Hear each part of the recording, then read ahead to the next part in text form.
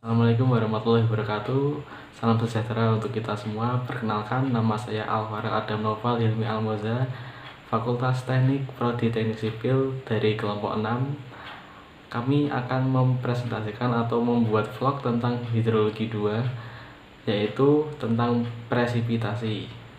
Yaitu kami akan menjelaskan tentang pengertian presipitasi, bentuk alat pengukur cuaca, serta bentuk presipitasi itu seperti apa.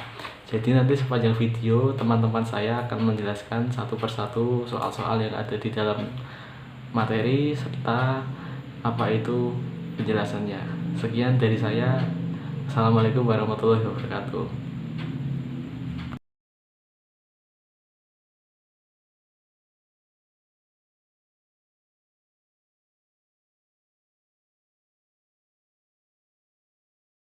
Wabarakatuh, selamat pagi, salam sejahtera bagi kita semua.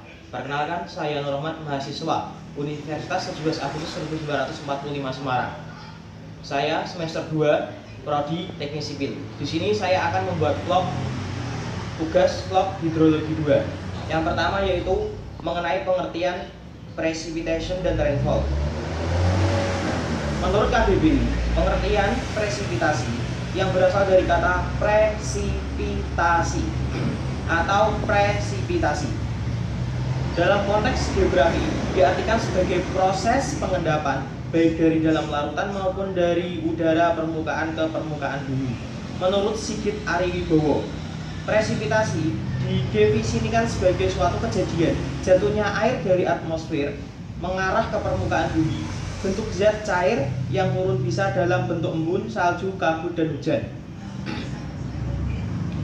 Dan yang ketiga, menurut Tri Atmojo, turunan air dan atmosfer ke permukaan bumi yang dapat terdiri dari embun, salju, hujan, dan hujan es. Dan yang keempat, menurut Sastrodarsono, nama umum dari uap yang mengkondensasi dan jatuh ke tanah dalam rangkaian proses siklus hidrologi. Jika uap air berupa cair, hujan, rainfall, padat, salju, snow. Dan yang kelima, menurut Wibowo dan kawan-kawan, suatu kejadian jatuhnya air dari atmosfer menuju permukaan bumi, bentuk zat cair, salju, hujan, kabut, dan embun. Dan yang keenam, menurut Wikipedia, setiap produk dari kondensasi uap air di atmosfer pada saat atmosfer menjadi jenuh dan air kemudian terkondensasi dan keluar dari larutan tersebut terpresipitasi.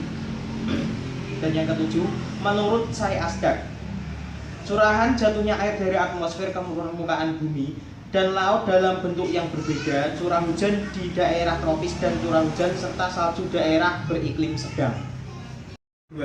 Yaitu sebutkan dalam vlog bentuk-bentuk presipitasi, jenis-jenis hujan dan karakter hujan, termasuk bermacam-macam awan yang menyebabkannya. Nah, yang kita bahas dulu yaitu bentuk-bentuk presipitasi. Yang pertama ada hujan, merupakan bentuk yang paling penting. Yang kedua, embun merupakan hasil kondensasi dari permukaan tanah atau pembutuhan dan kondensasi di dalam tanah. Yang ketiga, ada kondensasi di atas lapisan es yang terjadi jika ada massa udara panas bergerak ke atas lapisan es. Dan yang keempat yaitu ada kabut, merupakan partikel-partikel air yang dari endapan di atas permukaan tanah dan tumbuh-tumbuhan. Dan yang kelima yaitu ada salju dan es. Yang selanjutnya kita bahas yaitu jenis-jenis awan. Yang pertama yaitu ada awan tinggi. Jika awan tersebut terbentuk pada ketinggian lebih dari 20.000 kaki di atas permukaan laut. Awan-awan tinggi terbagi menjadi berikut. Yang pertama yaitu awan sirus. Nah, ciri-cirinya serat halus, tampak seperti kristal es, menimbulkan hujan biasanya di ketinggian dan suhu awan rendah. Yang selanjutnya yaitu awan kirostratus. Ciri-cirinya tampak seperti kelambu putih halus, bisa menutup langit total dengan warna cerah. Pada musim kemarau menimbulkan lingkaran bulat yang mengelilingi matahari dan bulan. Yang selanjutnya yaitu awan cirrocumulus. Bentuk menyerupai ombak dan tampak seperti kelompok domba. Yang selanjutnya dapat dilihat di langit yang tergradasi dari awan kirostratus dan awan cirrus. Jenis-jenis awan yang selanjutnya yaitu ada awan sedang. Itu terjadi pada ketinggian 6.500 sampai 20.000 kaki di atas permukaan laut. Nah, Awan sedang itu terbagi menjadi 5. Yang pertama yaitu awan altokumulus. Ciri-cirinya awan putih atau abu dengan lembaran berlapis dan berserat. Yang selanjutnya tengah terlihat tebal dan sisi terlihat tipis. Yang nomor 2, awan nimbus stratus, sering berkumpul dan saling berikatan. Yang ketiga, awan allostratus, warna abu kebiruan, bentuk lembaran terserat, penyebab hujan apabila terkumpul cukup tebal, muncul siang dan malam, menghilang saat sunrise. Yang terakhir yaitu awan nimbus stratus, hasil dari penebalan altostratus, warna abu-abu gelap, bisa menghasilkan hujan deras, warna gelap dan menutupi matahari. Dan yang jenis-jenis awan yang selanjutnya yaitu ada awan rendah. Awan rendah pun macam-macamnya, ada awan cumulus. Sebelum itu, awan rendah terjadi pada ketinggian 6.500 kaki di atas permukaan laut. Nah, masing-masing awan rendah yaitu ada awan cumulus, ciri-cirinya padat bergaris tajam, penambahan penggelembungan di bagian atas. Apabila terkena sinar matahari terlihat putih cerah, yang terlihat gelap bisa bertambah atau berkurang ukuran pada malam hari. Yang selanjutnya yaitu ada awan stratus, memiliki kabut di ketinggian sangat rendah, kurang lebih 2 km. Nah, biasanya terlihat di ujung laut, tekstur tipis dan berlapis, berkembang mengikuti arah angin. Dan awan rendah yang terakhir yaitu awan cumulonimbus. Nah, ciri-cirinya berat, padat dan berbentuk vertikal. Bagian atas terserat dan hampir selalu rata, bagian bawah gelap. Penyebab kecelakaan pesawat berbentuk seperti gunung. Nah, yang selanjutnya yaitu jenis-jenis hujan berdasarkan modelnya. Nah, berdasarkan model, hujan ada berbagai jenis. Yang pertama yaitu hujan homogen, dari awal sampai akhir terjadi hujan deras dan kemudian berhenti. Yang kedua yaitu hujan advance, dari awal sangat deras kemudian semakin berkurang dan berhenti. Yang ketiga yaitu hujan intermediate. Nah, semakin meningkat derasnya sampai pada titik tertentu dan kemudian menurun derasnya dan sampai akhirnya berhenti. Yang terakhir hujan delay, dari awal sedikit tidak begitu deras dan semakin deras di belakang. Hujan berdasarkan bentuknya. Yang pertama yaitu hujan air atau rain, berupa tetesan air yang dikondensasikan dari uap air di atmosfer. Ukuran diameter butir hujan 0,5 sampai 4 mm. Nah, selain itu yaitu ada hujan salju, snow, jumlah salju basah yang jatuh dalam suatu periode terbatas. Salju adalah kristal-kristal kecil air yang membeku dalam butiran kecil secara langsung dari bentuk dan uap air di udara bila suhunya pada saat kondensasi kurang dari 0 derajat Celcius. Berdiameter 0,5 mm terjadi pada suhu 6 derajat Celcius. Yang terakhir yaitu ada hujan es, hailstone. Nah, ciri-cirinya uap air terangkat ke atas. Semakin ke atas butiran semakin besar. Uap tersebut terkondensasi dan jatuh menjadi hujan es. Nah, selanjutnya sering terjadi di daerah sedang, tropis, tetapi di daerah tropis untuk membeku awan harus naik setinggi 500 meter. Maka es yang jatuh ke bawah sudah tidak berbentuk es, melainkan berbentuk cair. Yang terakhir berdiameter butir kurang lebih umum lah intinya. Yang ketiga yaitu berdasarkan prosesnya. Berdasarkan prosesnya, hujan itu ada hujan organik terjadi di pegunungan, uap air naik karena penurunan suhu udara terkondensasi dan turun hujan di lereng yang berhadapan dengan arah datang angin. Lereng lain yang miskin uap air dan sebagai berikut: Sadoreng, daerah bayangan hujan. Nah, yang selanjutnya itu hujan frontal, terjadi jika massa udara yang panas naik di atas suhu tepi frontal yang dingin. Ketika naik suhu jadi angin, terjadi kondensasi, jatuh menjadi hujan frontal. Sering terjadi di daerah sedang, laju hujan yang sedang dan sering berlangsung lama. Dan selanjutnya yaitu ada hujan konveksi to enitol. Terus di daerah tropis, uap air di ekuator naik vertikal akibat pemanasan air laut. Air laut berkondensasi dan menurunkan hujan konveksi. Biasanya di sore hari setelah pemanasan maksimal pukul 12.00 sampai 14.00. Dan yang terakhir ada hujan konvergen akibat arus konvergasi udara atau pengumpulan awan oleh angin menimbulkan hujan yang disertai angin. Dan selanjutnya ada berdasarkan hujan berdasarkan derajat dan intensitas hujan. Nah, itu berbentuk tulisan seperti ini, nanti akan saya tampilkan di video ini. Dan yang ketiga yaitu carilah dari internet berbagai bentuk dan macam alat ukur curah hujan dan sebut pula spesifikasinya dan cara kerjanya. Hasil susun dalam laporan kelompok yang menyertai kelompok. Nah, kita akan bahas di sini alat ukur curah hujan. Yang pertama, alat ukur curah hujan itu ada alat ukur hujan biasa. Nah, ini penakar hujan manual rain gauge. Nah, penakar hujan biasa Intern Reference Precipitation Books, penakar hujan rata tanah, penakar hujan Inggris. Dan yang selanjutnya yaitu pencatat hujan atau alat ukur otomatis, melakukan pencatatan setiap saat sehingga intensitas hujan pada saat tertentu dapat diketahui. Nah, satu, pencatat jukit. Nah, dibagi dalam dua ruangan yang diatur sedemikian rupa. Jika yang satu tensi kemudian menjungkit menjadi kosong dan ruangan lain berada di posisi yang akan diisi oleh corong. Setiap jungkit menunjukkan suatu tinggi hujan. Pencatatan secara otomatis dan bertahap. Terus yang kedua yaitu pencatat pelampung. Curah hujan tertangkap corong tertumpah ke dalam penampung dengan tensinya penampang, maka pelampung akan terangkat. Pelampung dihubungkan dengan alat penulis yang dapat membuat grafik pada drum. Nah, pencatat yang diputar dengan pertolongan pegas jam. Nah, cara kerjanya seperti ini.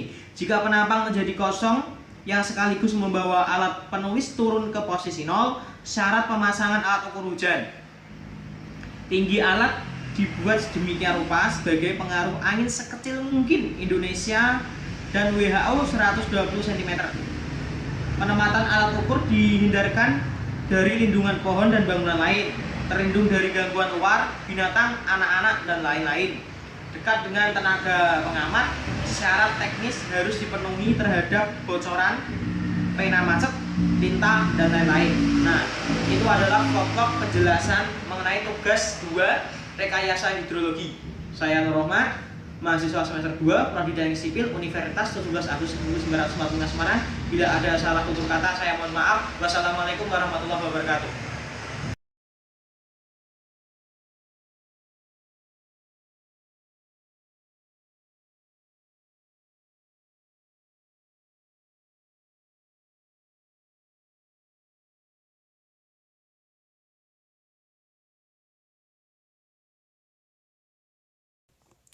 Assalamualaikum warahmatullahi wabarakatuh.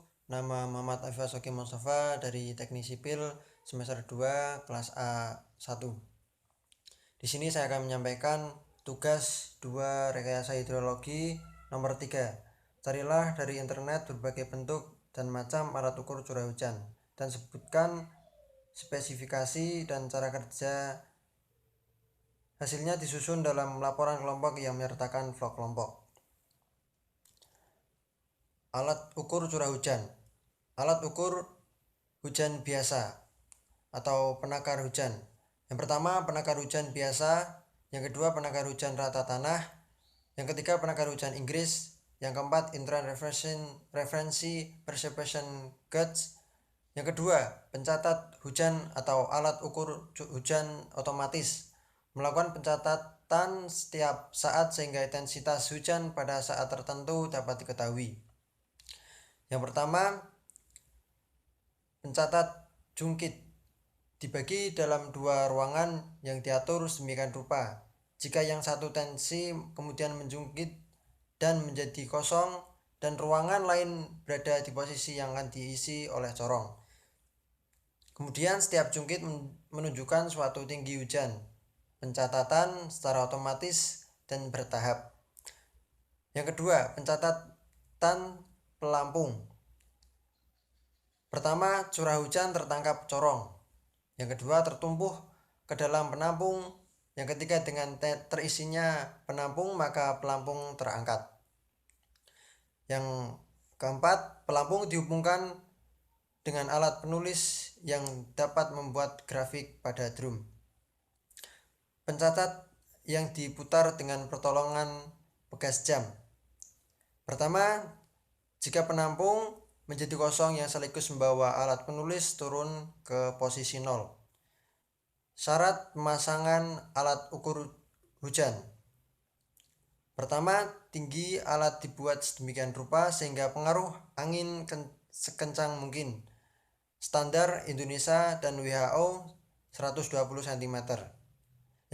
Yang kedua, penempatan alat ukur dihindarkan dari lindungan pohon ataupun bangunan lain. Yang ketiga, terlindung dari gangguan luar, contohnya binatang maupun anak-anak. Yang terakhir, syarat teknis harus dipenuhi. Assalamualaikum warahmatullahi wabarakatuh. Perkenalkan, nama saya Iba Berdianti dari kelompok 6. Saya di sini akan menjelaskan tentang bentuk-bentuk presipitasi, jenis-jenis hujan dan karakter hujan, termasuk bermacam-macam awan yang menyebabkannya. Saya di sini akan menjelaskan bentuk-bentuk presipitasi, jenis-jenis hujan dan karakter hujan, termasuk bermacam-macam awan yang menyebabkannya. Bentuk-bentuk presipitasi. A. Hujan merupakan bentuk yang paling penting. B. Embun merupakan hasil terkondensasi pada permukaan tanah atau tumbuh-tumbuhan dan kondensasi di dalam tanah. C. Kondensasi di atas lapisan es yang terjadi jika ada massa udara panas bergerak di atas lapisan es. D. Kabut merupakan partikel-partikel air yang diendapkan di atas permukaan tanah dan tumbuh-tumbuhan. E. Salju dan es. Jenis-jenis awan. A. Awan tinggi. Jika awan tersebut terbentuk pada ketinggian kurang dari 20.000 kali di atas permukaan laut. Awan cirrus, serat halus, tampak seperti kristal es, menimbulkan hujan, biasanya di ketinggian kurang dari 9 km, suhu awan rendah. Awan cirrus stratus, tampak seperti kelambu halus, bisa menutup langit total dengan warna cerah. Pada musim kemarau menimbulkan lingkaran bulat yang mengelilingi matahari dan bulan. Awan cirrocumulus, bentuk menyerupai ombak dan tampak seperti sekelompok domba, dapat dilihat di langit yang tergradasi dari awan cirrus stratus dan awan cirrus. B. Awan sedang. Pada ketinggian 6.500 sampai 20.000 kaki di atas permukaan laut, awan aicotumulus, warna putih atau abu dengan lembaran berlapis dan berserat, tengah terlihat tebal, sisi terlihat tipis. Awan nimbus stratus sering berkumpul dan saling berkaitan, hasil dari penebalan altrosistratus, warna abu-abu gelap, bisa menghasilkan hujan deras, tebal warna gelap dan menutupi sinar matahari. Awan altrostratus, warna abu-abu kebiruan, bentuk lembaran terserat, penyebab hujan apabila terkumulasi cukup tebal, muncul siang dan malam, menghilang saat sunrise. C. Awan rendah. Pada ketinggian lebih dari 6.500 kaki di atas permukaan laut, awan umulus, padat bergaris tajam, penambahan penggelembungan di bagian atas. Apabila terkena sinar matahari terlihat putih cerah, yang terlihat gelap bisa bertambah atau berkurang ukuran pada malam. Awan stratus memiliki kabut di ketinggian sangat rendah, lebih dari 2 km.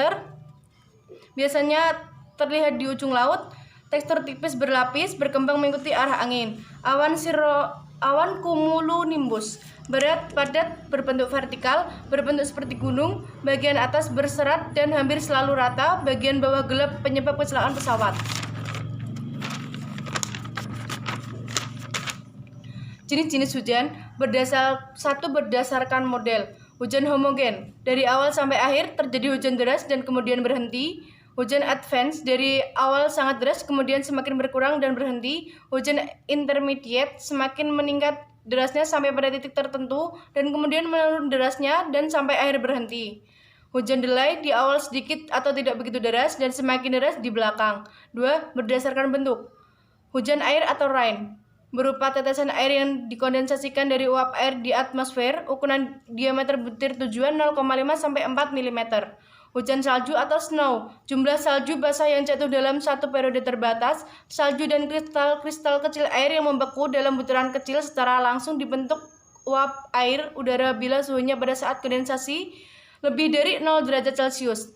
Diameter lebih dari 0,5 mm terjadi pada suhu 0 derajat Celcius. Hujan es atau hailstone, uap air berangkat ke atas, semakin ke atas butiran semakin besar. Uap tersebut berkondensasi dan jatuh menjadi hujan es. Sering terjadi di daerah sedang tropis, tetapi di daerah tropis untuk membeku awan harus naik setinggi 5.000 meter, maka es yang jatuh ke bawah sudah tidak terbentuk es melainkan berbentuk cair. Diameter butir lebih dari atau kurang dari 4 mm. 3. Berdasarkan prosesnya, hujan orografik terjadi di pegunungan. Uap air naik karena penurunan suhu udara terkondensasi dan turun hujan di lereng yang berhadapan dengan arah datang angin. Lereng air yang miskin uap air disebut pseudorain atau daerah bayangan hujan. Hujan frontal terjadi jika massa udara yang panas naik di atas suatu tepi frontal yang dingin. Ketika naik suhu jadi dingin, terjadi kondensasi dan jatuhnya hujan frontal. Udara dingin berasal dari kutub dan panas dari khatulistiwa. Sering terjadi di daerah sedang. Laju hujan juga sedang dan sering berlangsung lama. Hujan konveksi atau zenital di daerah tropis, uap air di ekuator naik vertikal akibat pemanasan air laut. Uap air berkondensasi dan menurunkan hujan konveksi.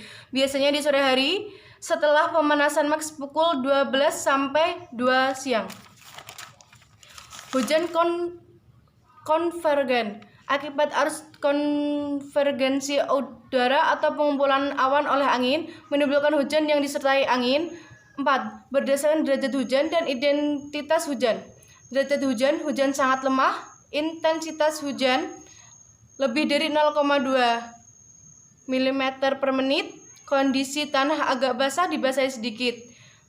Hujan lemah 0,2 sampai 0,5 mm, tanah basah semula tetap sulit membuat pudel. Hujan normal 0,5 sampai 0,25, tanah bisa dibuat pudel dan bunyi keras hujan kedengaran dan genangan. Hujan sangat deras kurang dari 1, hujan seperti dikumpulkan saluran dan drainase meluap. Keadaan curah hujan, hujan sangat ringan, intensitas curah hujan milimeter 1 jam. Hujan sangat ringan lebih dari 1, 24 jam lebih dari 5. Hujan ringan 1 jam 1 sampai 5, 24 jam 5 sampai 20. Hujan normal 1 jam 5 sampai 20, 24 jam 20 sampai 50. Hujan lebat 1 jam 10 sampai 20, 24 jam 50 sampai 100. Hujan sangat lebat 1 jam sampai kurang dari 20, 24 jam kurang dari 100. Terima kasih.